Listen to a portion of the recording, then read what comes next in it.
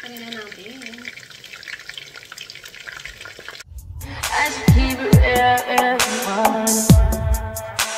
High volume. High volume. High volume. High volume.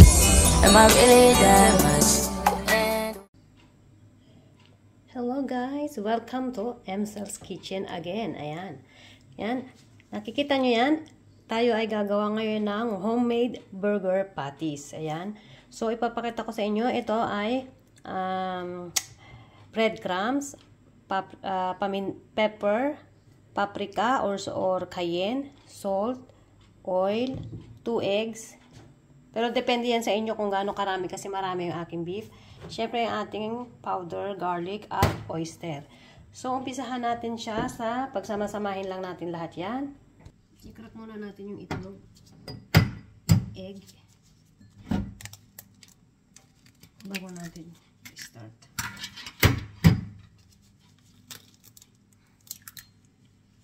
Kasi bibili pa tayo.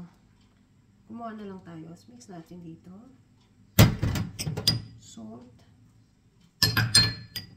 Paprika. Again guys, wala akong exact measurement kasi yan, depende yan kung gaano karami tayo gagawa. Kasi gagawa ako ng, isisave ko siya para may stock kami at saka gawa ka niyan, tapos lagyan mo lang siya ng konting french fries, side dish. Parang may ano na, hamburger na rin, McDo style. Maganda yung may sarili. And then, hindi ko mo siya lalagay, depende yan, mamaya dadagdagan na lang natin. Mantika. Para hindi siya dry. And then, oyster. Mix.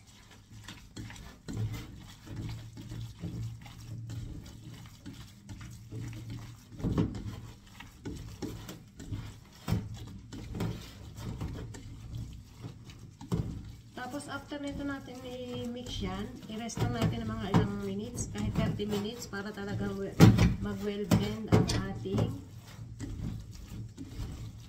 burger patty. Dagdagan natin, kasi medyo mamasa-masa siya.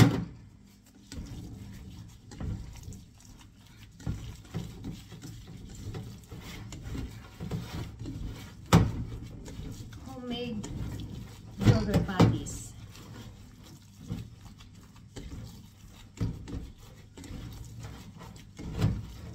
Pili ka lang ng tinapay, hindi may hamburger ka na.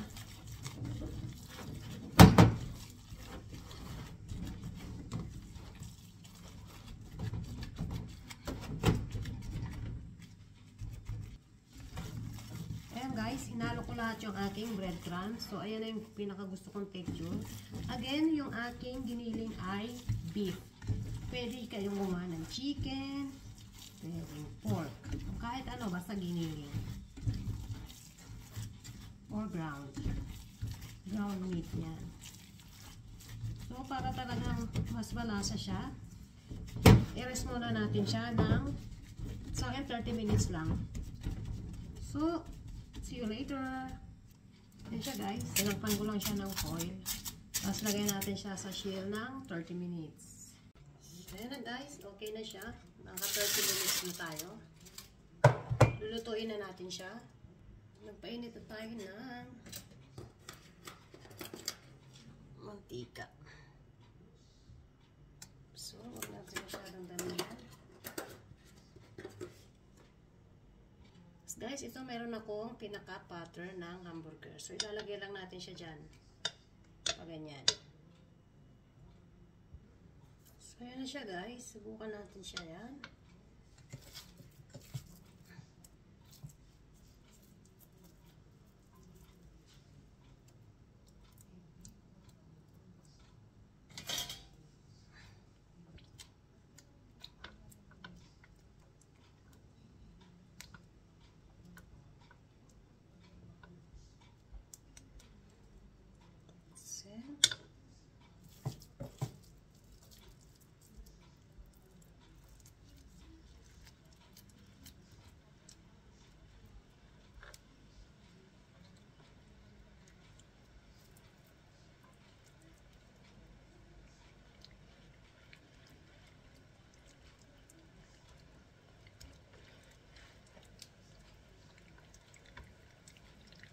Tigas lang natin siya.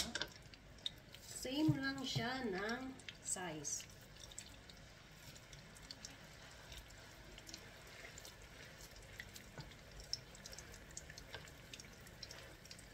Homemade lang naman to para sa atin. Pero guys, alam niyo, pwede yan pang negosyo ha.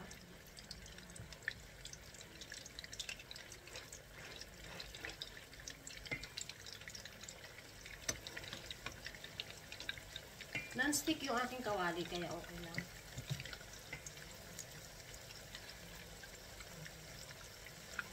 May gumawa ng burger steak. Ito pang ano lang namin. Pwede din to pang ulam, pwedeng lagyan nyo ng hamburger. Maraming magagawa. Pwedeng pang negosyo. Pero pag pang negosyo, syempre, depende yung size at depende rin kasi sa presyo.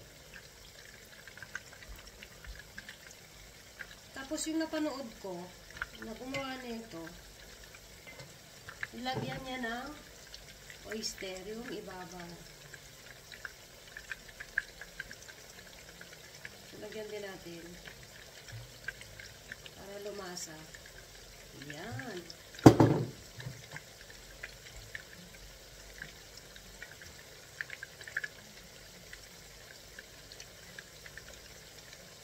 So, yan siya guys. Balik pa rin na natin.